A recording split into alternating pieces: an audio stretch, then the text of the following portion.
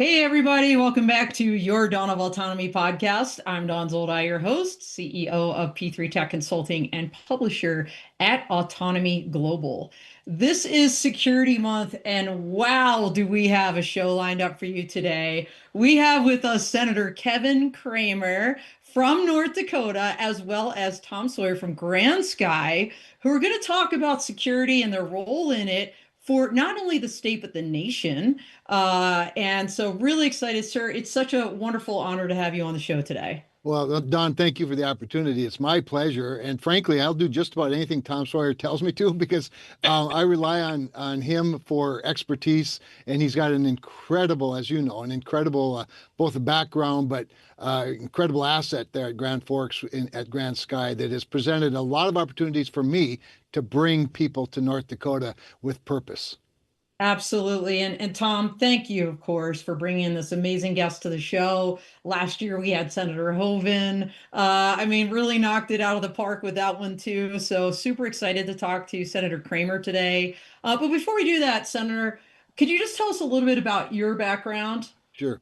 So, well, it goes quite a ways back, but in terms of public service, probably one of the most relevant things is I was the Economic Development and Finance Director for the state of North Dakota in Ed Schaefer's term as governor, which sort of presented a grand opportunity to understand the economy, both of the state, but also the region and the country. And while at a time when innovations were really taking off.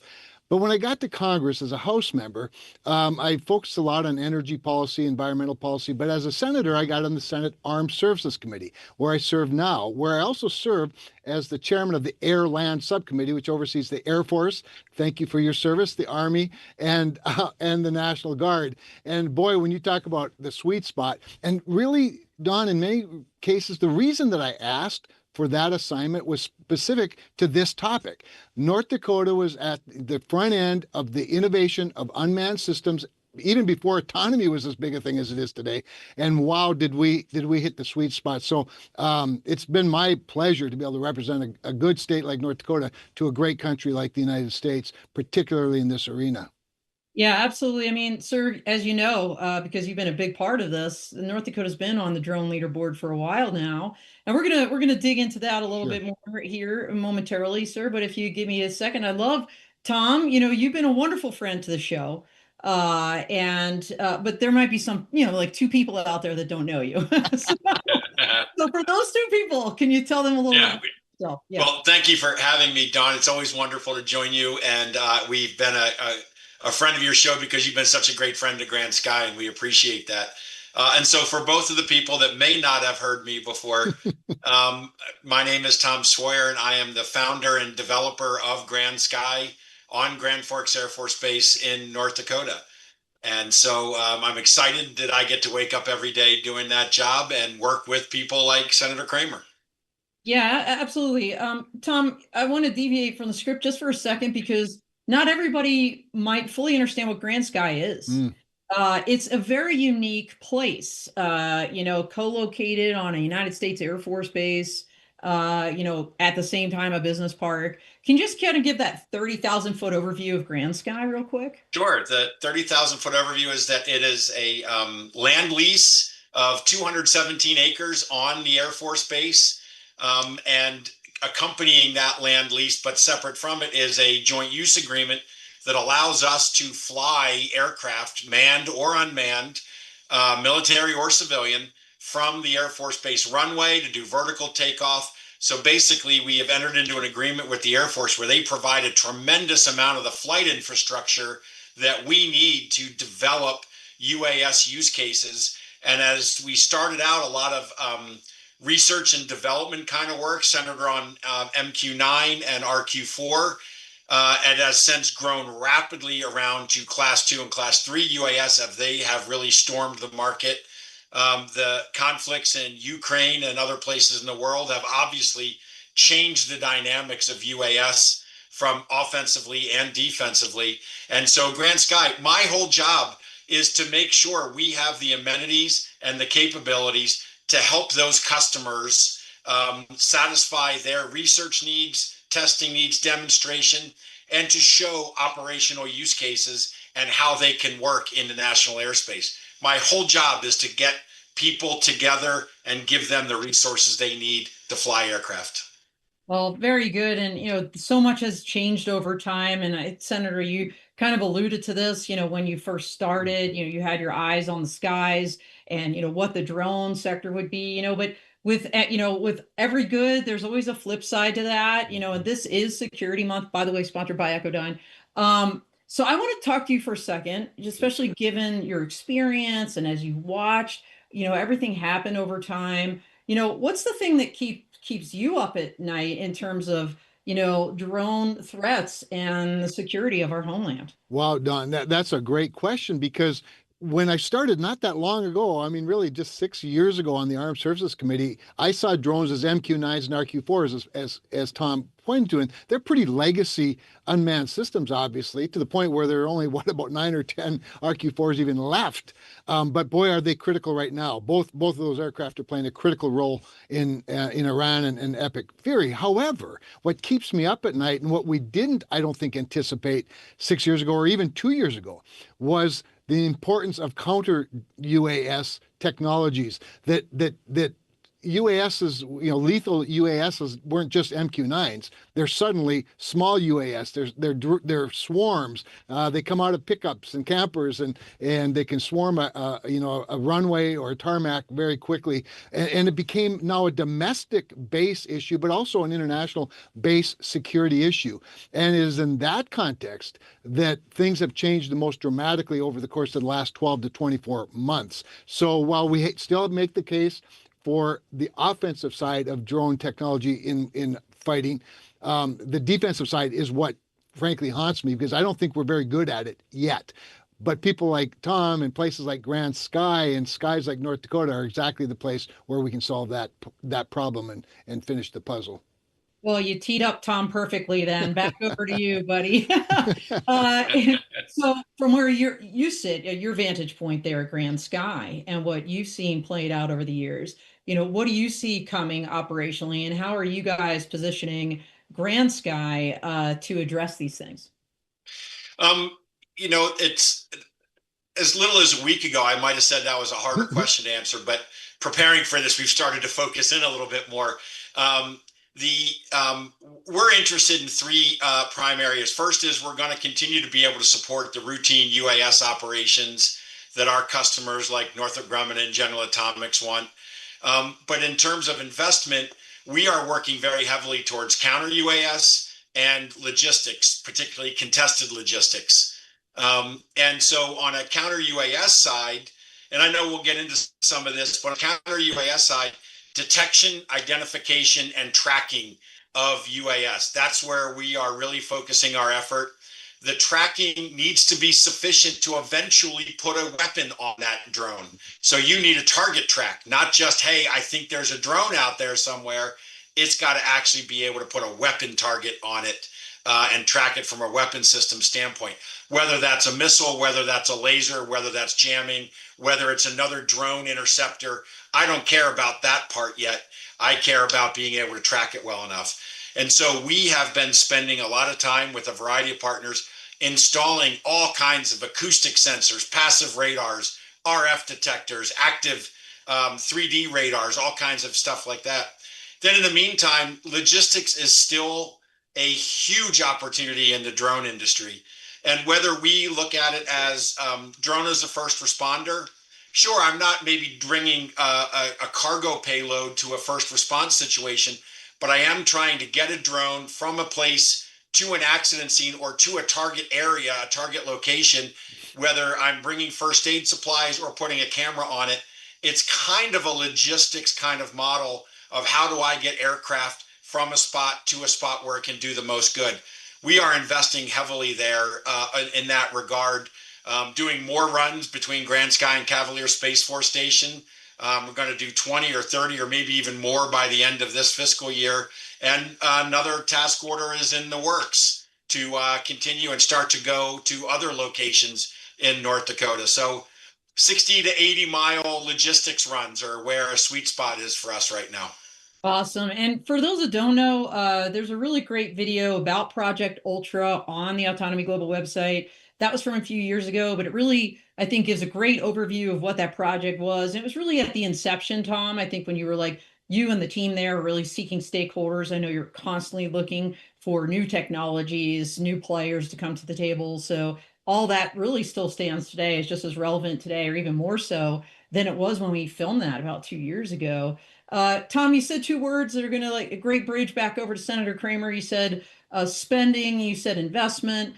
And, sir, when you think about, all the commercial players out there, a lot of them are making a dual use play today. They're seeing things in proposals like the NDAA, that signal autonomy and drone related funding is the place to be. It's the, where you need to look. Yeah. So, what's driving that surge? I mean, we talked about the threat posture today, right? And the need to also protect the homeland and our coalition and international partners as well. But from your perspective, what would you say has really kind of inspired, if you will, this infusion of this direction to infuse funding into the autonomy sector? Sure. Couple of things, Don, and when it comes to financing things, particularly with taxpayer dollars, one of the things we've not done very well as a nation, not done very well as the Pentagon, is give industry the right demand signals for them to invest. And sometimes those demand signals can include, first of all, a real honest assessment of threat and the opportunity, but also a signal from the Pentagon itself as to what it's willing to pay for certain technologies, open source, sort of open sources, longer term, procurement. We now do multi-year procurement as a result of last year's NDAA. So I think the real driving force is that demand signal that comes, frankly, from the Ukraine experience, particularly again in the counter drone, but drone warfare piece of it. So we put like 53 to 54 billion dollars in the NDAA for fiscal year 2027 to sort of ramp up, to plus up drone technologies and autonomy technologies. But at the same time, what we're seeing is a surge of private equity as well. And that's because whether it's a Joe Lonsdale and the venture capitalists on the one side, or Alex Karp over at Palantir, or Anduril, they're willing to make these investments because they see the demand signal coming from the military and coming from the Congress, and an investment on our part that says, okay, this is important. This is a durable mission. We need you badly. Because quite honestly, we haven't been that good at it as a country. But when you see what's going on in Ukraine, and you see that country under the siege of war by a much larger adversary respond the way they have, and you understand that real demand comes from your enemy more so than from your government, we look rather slow by comparison. So it's funny you asked this question today, and that you are, of course, we're talking about security, but I mean, you guys, literally, as I'm speaking to you, there are many of my colleagues over at the Pentagon getting the briefings I've gotten many times to help them better understand the type of threat that we're under, and how badly we need a plus up in our budget to meet that demand. So we haven't done a good enough job, I don't think, of letting the public know just how serious this situation is. And when you talk about base security, and I spent a lot of time thinking about that. In North Dakota, we have two of the three legs of the nuclear triad. B-52 bomber doesn't do you much good if a swarm of small drones can take it out on the tarmac. Or Doesn't even matter how one many. drone, sir. Like, right? Right? There's just land one on the wing, blow it off.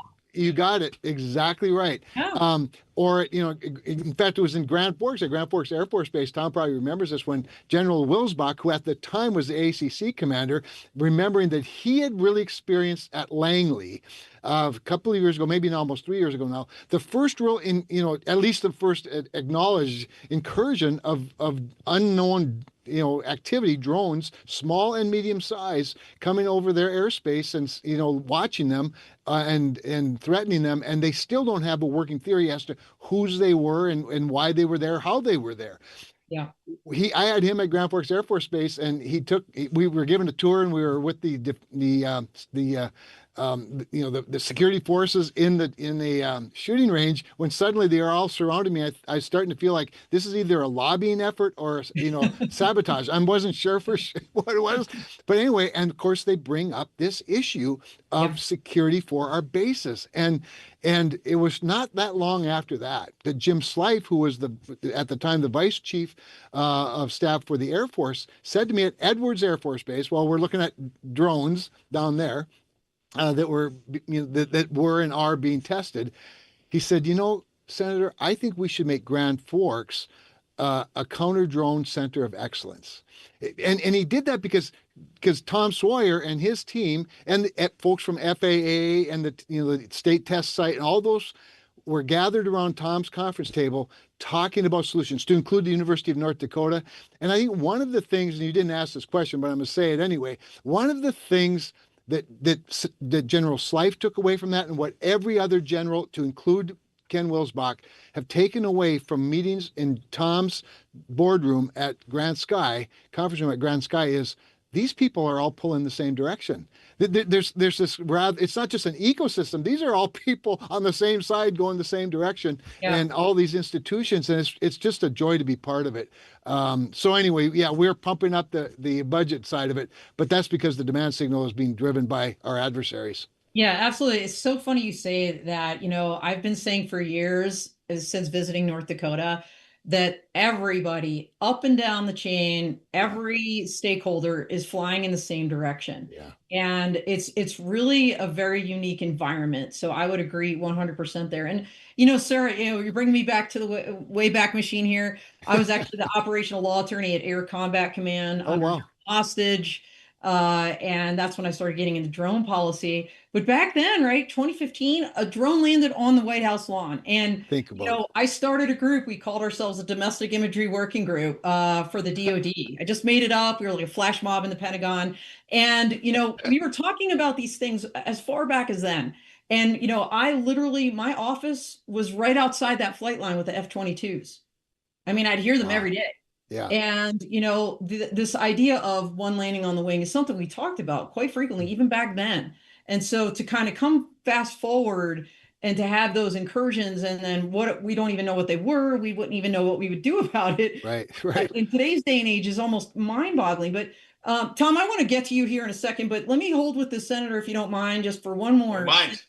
Because, as we're looking at the threat scenario, money's coming down the pipeline and, additional attention to autonomy and drones, at the same time, we're seeing these supply chain issues, right? Yeah. We're seeing foreign drone and component bans, and, in some respects, I think some folks out there are thinking this is working at cross purposes. But I'd love to hear your, with expected maybe even additional bans. I mean, we're hearing things about robots now and things like this, sensors. Manufacturing in the U.S. is key, right? Do you think we can realistically actually fill that gap? So I love that question, Dawn, because this is an area of some disagreement within my circle, understandably. To answer your question in a word, I don't think we can in the time necessary, but here's what I do believe. I do believe that we have to work much more closely with our allies. I think that in situations, in fact, just today I had the trade minister and the chief negotiator from Canada in my office to talk about our relationship. And much of the discussion was about national security. It was about Golden Dome, which, as you know, includes unmanned systems. In fact, I would submit to you that probably one of the most important parts of Golden Dome is that layer that's not so much about, space-based interceptors as it is about protecting our bases domestically. But having said that, I think we need each other a lot more than we're admitting these days. And I've always been a strong component both of sure, let's ban supply chains from China, particularly critical supply chains. But if we're going to do that, then let's work more closely with our brethren in Europe. Let's start with Ukraine. Let's have more relationships with our Canadian brothers and sisters, and let's share open source technologies. Let's share workforce. I submit to you that 1 + 1 can equal more than 2. particularly in a workforce constrained economy like we have in the United States. And by the way, that's pretty much true around the world. Yeah. So I think there's lots of opportunity, but I think we're just going to have to work more closely together, and that's going to take some creativity, and frankly, it's going to take some change of attitude among some of my closest friends. Yeah, no, understandable. And I heard the most fascinating briefing at the Government Business Executive Forum's Edge Security Summit last month in San Diego. This idea like, hey, whenever the Ukraine-Russia war actually ends, we're hoping it does at some point, Yes. like, then what? Like, what do all of those experts that have built Hmm. up this body of knowledge on drone warfare, where do they go and what do Yeah. they do? Yes. So like there's definite workforce opportunities. And if you don't open the door, the aperture to allow those people to work with us, they might work with someone we don't really want them to work with, right? Like that was Yep. kind of the theme of the talk. And I never really thought about that. Yep. It was more like, hey, lessons learned from Iraq, guys. Like we need to start thinking about this today and making sure that there's a pipeline to be able to bring in this talent. Yep. Um, Yep. yeah. I think coal production really is the increment to start with, because as you point out, I mean, Ukraine's probably the best example. There is clearly a workforce there, and by the way, just last week we had three. Now that I think of it, one business person and two commanders from Ukraine at lunch with the Republican senators to describe their situation and how they're meeting this demand driven by their enemy. And we need to take full advantage of those opportunities. But I do think we need to be talking more about coal production. I mean, it's not, it's Ukraine isn't it Ukraine that wants to have the license to build Patriot missiles? Well, we have a hard time filling our Patriot batteries. We can't produce fast enough. I'll bet you they'll figure out a way to do it much faster. Same with the joint relationship now, formalizing our relationship and partnership with Israel. We just have to find more ways to do that. With regard to nuclear submarines, we have AUKUS with Australia and the United Kingdom. I don't know how that's going to turn out, but we have to find more ways to co-produce, I think, to meet the demand of the moment.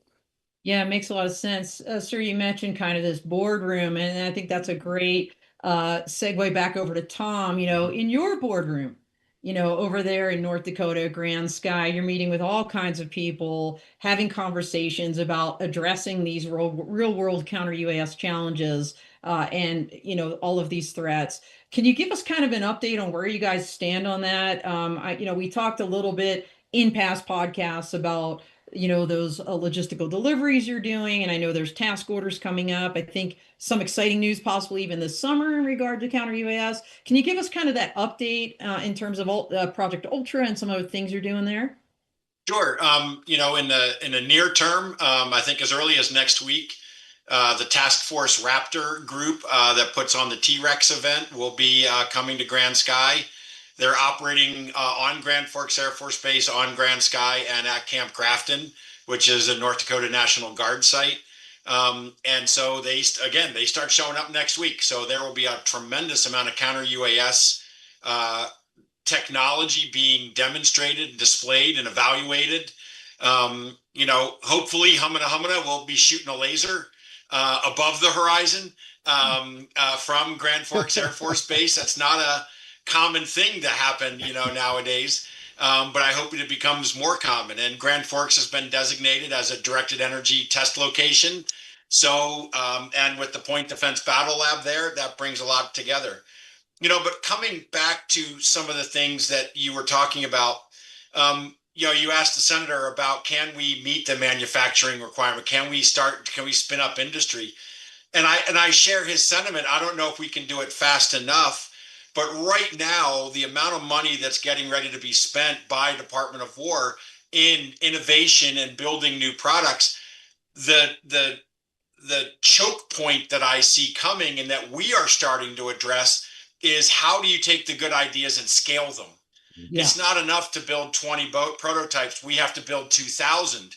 And you might be able to build a prototype interceptor drone for a low cost, but how do I build 2,000 of them in a week? The Ukrainians have taught how to do that, but it is not necessarily a widely scalable model that they have.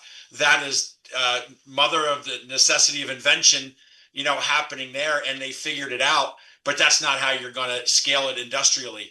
So we're looking at how do we help small companies create that industrial scale. So we've teamed with a couple companies that are setting up operations in Grand Forks that are working on supply chain scaling. It's great. We have one partner who hasn't allowed me to say their name yet, but they think they're going to be able to create an interceptor for about $2,000 a copy. And I'm watching them build it, and they're doing some great iterations, and I think they're going to get there. Now, when the government says, I need 10,000 copies, how do you scale that? So we need to start to build that part of the supply chain to scale those things.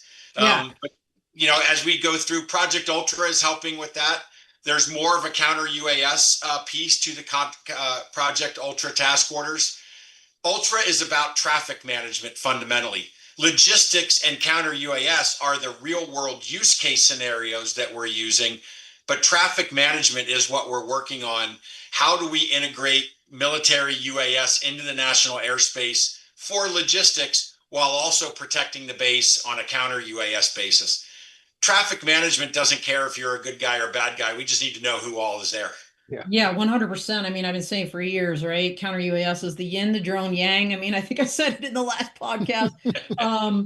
So all of this is holistically one very important ecosystem, Tom, and I'm so glad you're working on that.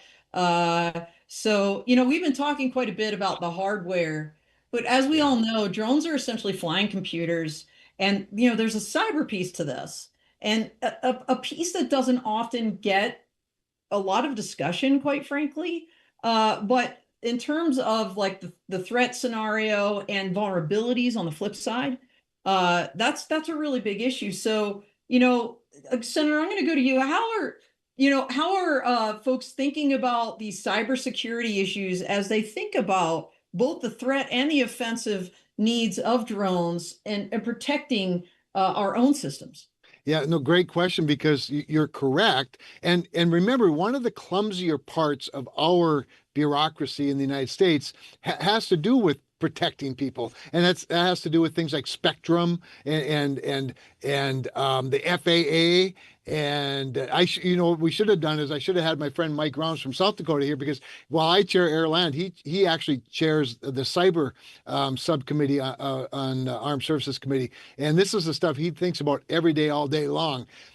So we have to navigate this incredible freedom we have, this incredible capitalist system that we have, with national security, and it is one of the, like I said earlier, clumsier things.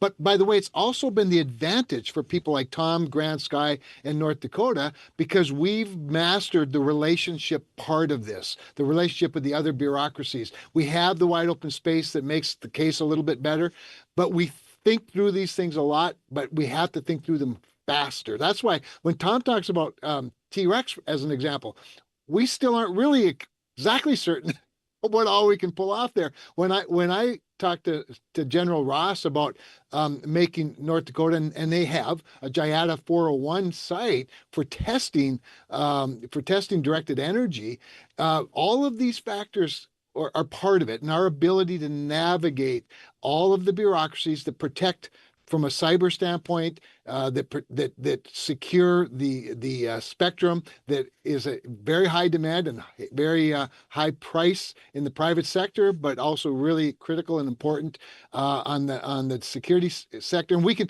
figure all of that out, Don. I wish I had a better answer in the long run, but believe me, this is why it's never quite as simple as you think it is, because somebody like you brings up, oh yeah, but, and and you have to think, oh, that I hadn't thought about that.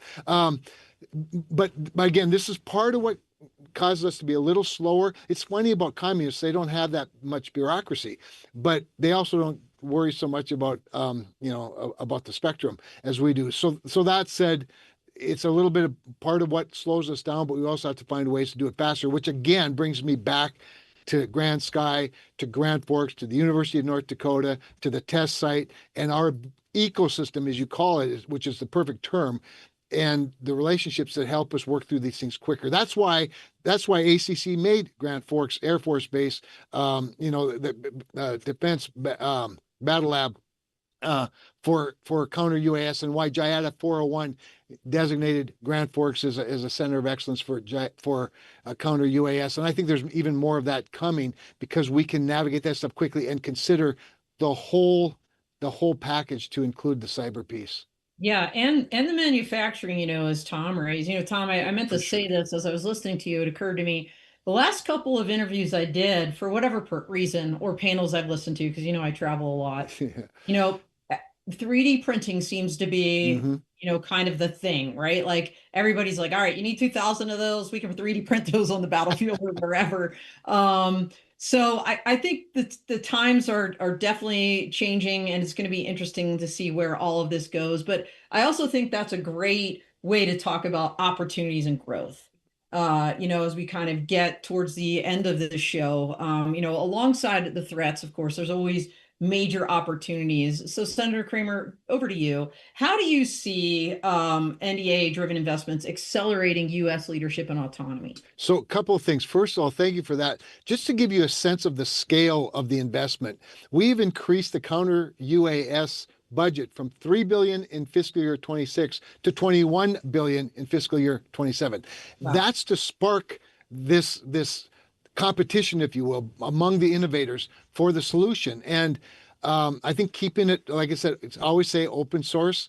In terms of Steve Feinberg, the Deputy Secretary of War, who's a very wealthy, successful venture capitalist himself, he's working his butt off. He's doing great work, and he's having, I think, the time of his life, pushing hard on the primes, but courting the smaller companies as well, because the innovator that's going to come up with the solution here maybe still in college somewhere. Maybe it's Palmer Lucky's son, who's he's got a baby. But all of that said, it's moving so fast. So I think that part of it is just putting that bait out there for that money. But I think the other thing is that I think we have to do things like permitting reform. We have to make manufacturing easier in this country, which applies certainly to the defense system. I wrote an op-ed recently because I won't get into all the permitting reform stuff, but I wrote an op-ed recently specifically on the national defense ramifications of permitting reform. It's not just about gas pipelines and wind farms. It's about manufacturing. I think one of the things we're seeing more recently in the defense space is some of the coal. I talked earlier about coal producing. Well, you're seeing that happen with Lockheed Martin joining forces with General Motors, right? You see Johnson Controls, and they joined forces with, I think that was an Anduril situation where you talk about there's the software side. That's what the Andurils and the Palantirs are really good at, but they don't make F-100s, and so, or F-150s. So you have world-class manufacturers in our country. You have world-class software companies that are sort of in this space. I think we just look for more of those opportunities. And again, incentivize them with a little federal money. But I think more importantly than the money is the certainty and the durability of their investment. The 5-year procurement contracts that we now can offer as a result of last year's NDAA, which previously, by the way, if you haven't noticed, while we never bounce a check in the federal government because we just borrow more money, at the same time, we don't provide very much certainty because we have a continuing resolution, which we're about to pass again, rather than a new appropriations bill that targets specifically these investment priorities. So we still have to get our act together as a Congress, but we are at least making progress in that way. Yeah, but some people don't appreciate the Authorization Act that doesn't open the purse, right? You need the appropriation to go hand in hand with that to actually fund these projects and that vision. Tom, I'm gonna go over to you. You've been really at kind of in the driver's seat. You've been in the front row at a minimum as North Dakota really, I'll say, rose up as a national hub for UAS testing and innovation. What would you say, makes the state uniquely positioned to lead in this space? As the senator's talking about money that's going to flow nationally, or, projects that might be out there, what puts, North Dakota on the map, if you will, in terms of, some of the things we've already talked about, this, directed energy, counter UAS, Project Ultra, why are you guys such a magnet? Yeah. One is first, it's a great place to do business. North Dakota is super business friendly. I found that I've lived that experience for 15 years now with GrandSky, and it's been a great place. A second thing is it's both a blessing and, in a certain way, a challenge. There aren't a lot of North Dakotans. And so the ability to meet the senior leaders of the state and be no more than 2 clicks away from those people is really high. So there is as much reasonable likelihood as I'm going to run into Senator Cramer eating pancakes one morning as I am the governor or a lot of other leaders. It just happens that way. There's a great constituency. Also, the state doesn't want to be left behind. It's got 2 great universities and an incredible state university system with a lot of technical schools and things like that. They've invested very heavily there. The state has been blessed with a lot of natural resources, energy in particular, that has allowed for some perhaps riskier investments. GrandSky, by all means, was a very risky investment when they started that. And I'm very happy that it has paid out for the state and is generating jobs and creating economic value. But the ability for the state to take those chances is huge. And so, where states like Texas and New York and Florida, they can write really big checks after someone else proves the market. North Dakota is one of those places where you have to go to prove the market. We don't have the luxury of waiting for someone else to prove it. We got to get 3 steps ahead. So we're excited about that. I'm actually moving there this fall. I will become a North Dakota resident because I believe in it so strongly as to what's happening there. But that's part of what's in the water. People pull together. They might not always agree, but once we get moving, we all row in the same direction. That's right. Yeah, I thought you had permanent residence in the Olive Van over there, Tom. I'm afraid that I do. A house. Yeah, I remember something about a house or VRBO. Yeah, my CFO's done with me in the Olive Van Hotel. So. Okay, well, and that's really maybe a great.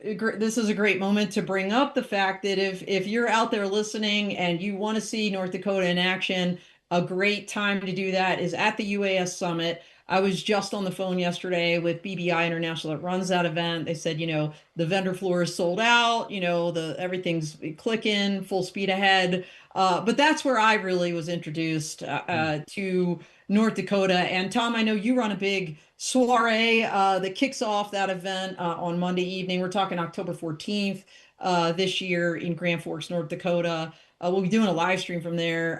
So, stay tuned, everybody. But join us if you can in person and see this for yourself. And more than see it, what I would say is you actually feel it. I know that sounds corny, but the togetherness, this flying in formation, it's like palpable.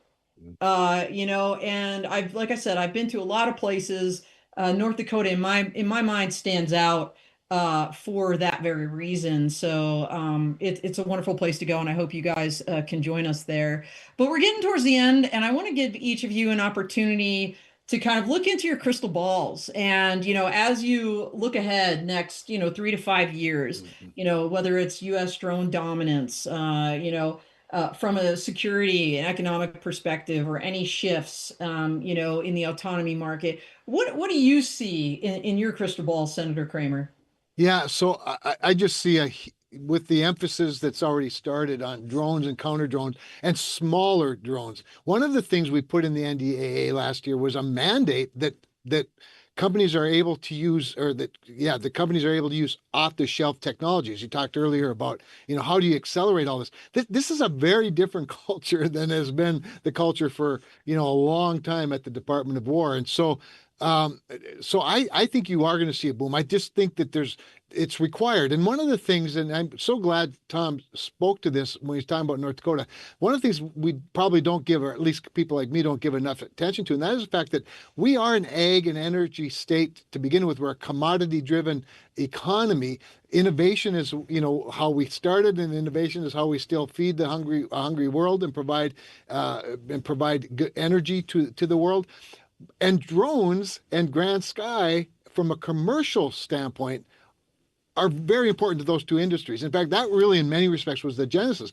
I remember Tom going with Colin Peterson up to GrandSky, talking about how can we more efficiently, whether it's precision agriculture, or for that matter, doing flyovers of transmission lines after a storm, or pipelines looking for leaks with oil and all those things. So the commercial side of this is not always tied to national defense. Just so happens that right now, drones and national defense go hand in hand. And well, I was just last Friday down at Boeing's plant in St. Louis looking at the F-47 production line and realizing, okay, now we're talking about something entirely different, and the ability to fly, 8 CCAs next to the world's, most stealthy next generation fighter jet. But really, it's still, I think it comes back down to these smaller drones. I think the innovators are certainly Palantir and Anduril and all of the rest. But I submit to you, Don, one of the things I'm looking forward to is meeting the next 19-year-old billionaire that figured something out that no one else could figure out, because we created the opportunity as a government for them to excel and to succeed.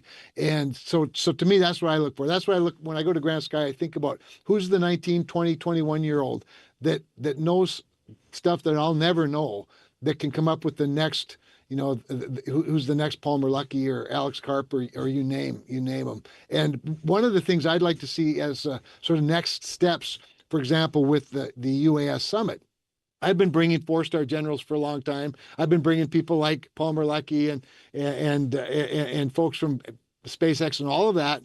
But I'm anxious to bring some capitalists that do have a lot of money. There's a lot of capital sitting on the sidelines in this country right now looking for a place to invest. And I say, why not in this industry, in my little state of North Dakota, where I think some of the smartest people in this industry reside, and where we have a climate, to Tom's point, that welcomes entrepreneurialism and capitalism. And I want to start introducing them to some of my friends that fly their own airplanes up to Grand Forks for the UAS summit, and start the capitalists talking to capitalists, and venture capitalists talking to inventors, and seeing what we can do next in terms of the industry in North Dakota. I love it. I think it's a brilliant idea. I could see, UAS Summit, Shark Tank, so Oh, believe me, we've thought of that. yeah, everybody, look, the whether they're 19 years old or 30 years old, That's right. in the garage, or, building in a small place like here in Colorado Springs, where I live, everybody's looking for those opportunities, right? Where is that money? And I think it is brilliant to bring the people that have it, that are looking to invest, to see what's really out here. I think it is the perfect time for that, sir. So I look forward to that.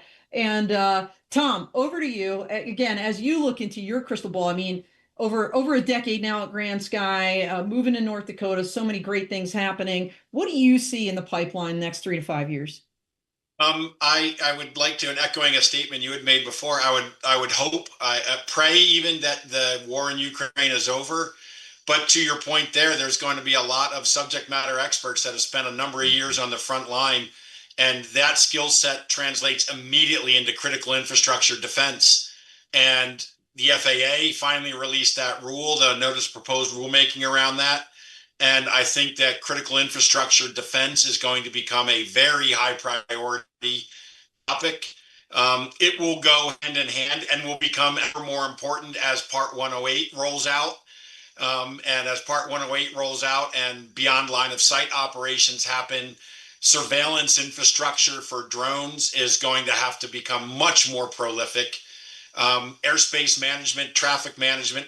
The Vantas network in North Dakota is probably the leader in the most sophisticated, certifiable, highest level of certification available under Part 146.